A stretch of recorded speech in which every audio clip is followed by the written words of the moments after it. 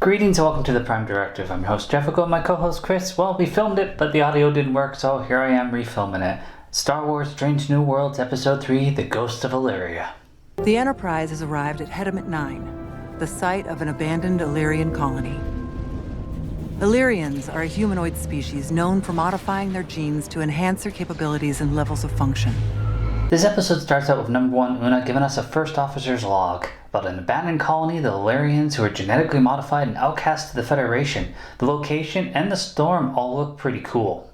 Dumbass Ensign Lance gets infected with glowy lights. Chief Kyle has trouble trying to beam them up, so he gets some help from Hemmer. More power. He does eventually manage to, except for Pike and Spock, who have a cache of journals from the Illyrians. They get outside, but it's a no-go, as the ion storm is too strong and have to beam through it, and Kyle doesn't want to do that. I can't get a lock. Pull more power. Power's not gonna help. The ion storm is too strong. We try to transport them through that. Who knows when we get back? Una gets back to the bridge and tells everybody we're gonna do our jobs. And wait. How about that communications, Uhura? Still blocked. And now? Still blocked, okay. Ensign Lance starts to lose it. I need to feel the light on my skin. Isn't irrational crew members going crazy like more of an episode 2 kind of thing? At least it was for TNG. I like the scene with Una in her quarters. It didn't go where I thought it was going to go, but it was a nice homage to yellow ripped shirts.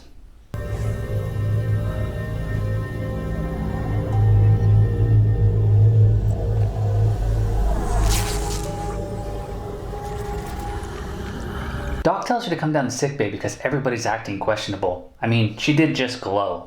I also want to point out that, if she was genetically modified, shouldn't that have showed up on, scans and tests, anytime physicals would happen? You would think that would show up, but I'm not going to complain about it because of my man Bashir. Apparently the landing party's missing the D vitamin, and Doc says he's going to take some blood, and Hemmer says the biofilter should have filtered it out in transport. Pike gets a message through briefly, and then Una looks up some files on the Illyrians before getting interrupted by Luan. And they have a chat, and she's pretty pissed about, genetically modified people, which is a little contradiction because we think that she's going to be genetically modified, but maybe she isn't. I also don't like the fact that they keep mentioning Khan, because everybody else is going to randomly forget about it later in the future. She did take those shots really well in the last 2 episodes when her genetics were getting modified. Barely flinched in pain when she took the shot and everybody else was showing pain except for Spock because he's, a tough dude. So there's definitely something special about her, and I look forward to finding out what that is.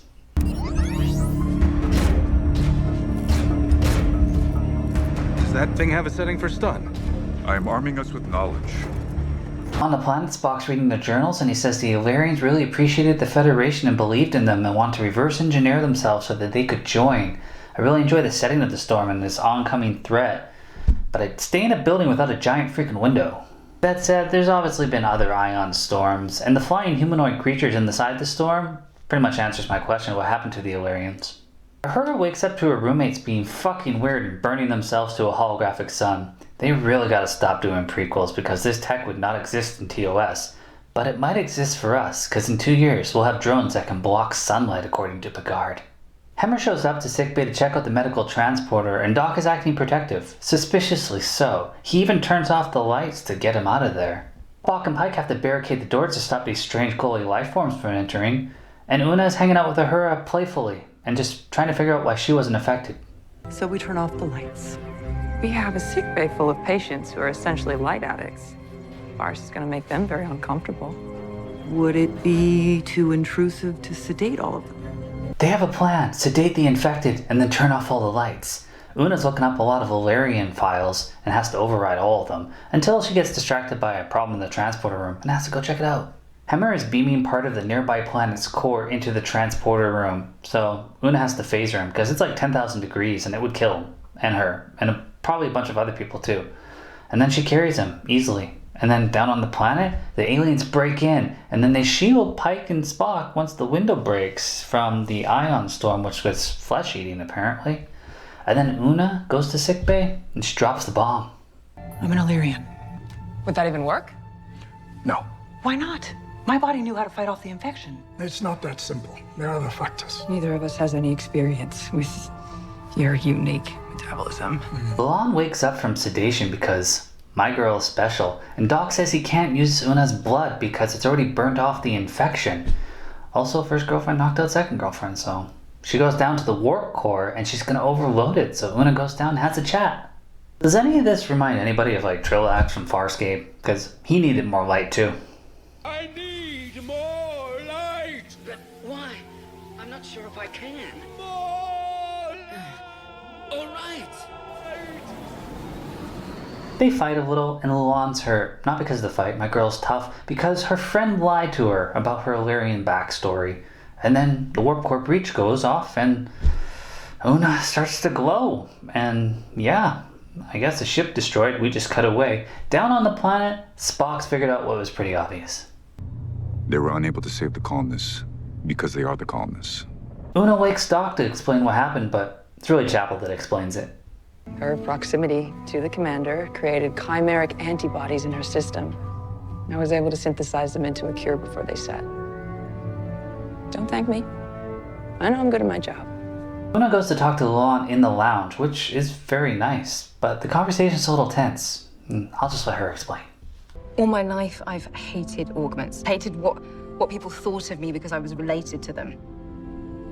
Understanding why they were outlawed in the Federation, the damage they did. They almost destroyed Earth. The augments, yes, but not us. We learn that Illyrians seek collaboration with nature. They modify themselves instead of the places they live. More importantly, Luan's comfort food is strawberries. That's good to know.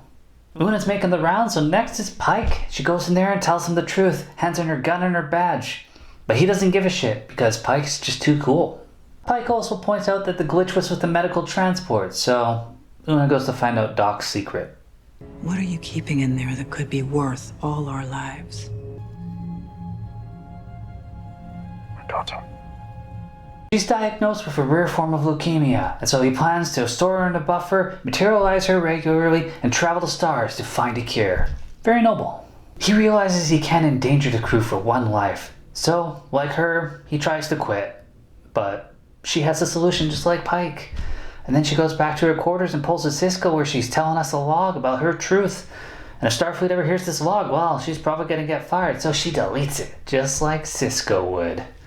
Also, side note, I really like the design of her quarters. It's all like angled and shit. It looks really cool. We end this episode with M'Benga reading the story to his daughter that she's already heard. Wait. Don't spoil us. Dad, you've read this like 100 times. That doesn't mean that the ending couldn't miraculously change. Now let's talk a little continuity. Chief Kyle didn't want to beam up Pike and Spock through the ion storm because it would really mess them up, and ion storms have caused many issues with the Mirror Universe. And obviously we've seen somebody stored in the pattern buffer of a transporter before when Scotty was in TNG. Even Barclay found colonists that were worms that it became people through a long transport. One thing I think is weak is the lack of writing credit for DC Fontana, who wrote Una's backstory that was made canon in this. Even the Vulcan sexuality that was touched on in the first episode of Strange New World, she wrote about in her Trek novel Vulcan's Glory. She wrote for almost all the Trek shows, saying that DS9 was her favorite because of the characters and how they were developing, and she worked with Gene. She even wrote for Babylon 5. Just saying. It seems really odd that you wouldn't give somebody credit that created the story that you're using.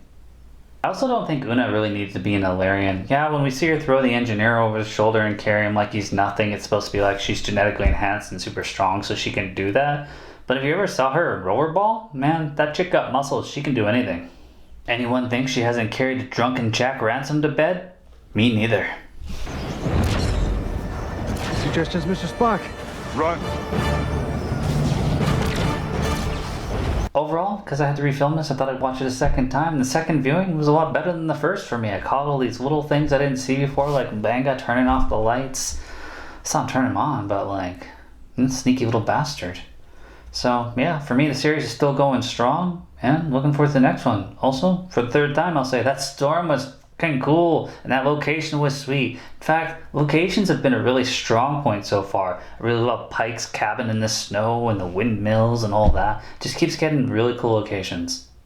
So yeah, thanks for watching, guys. Till next week.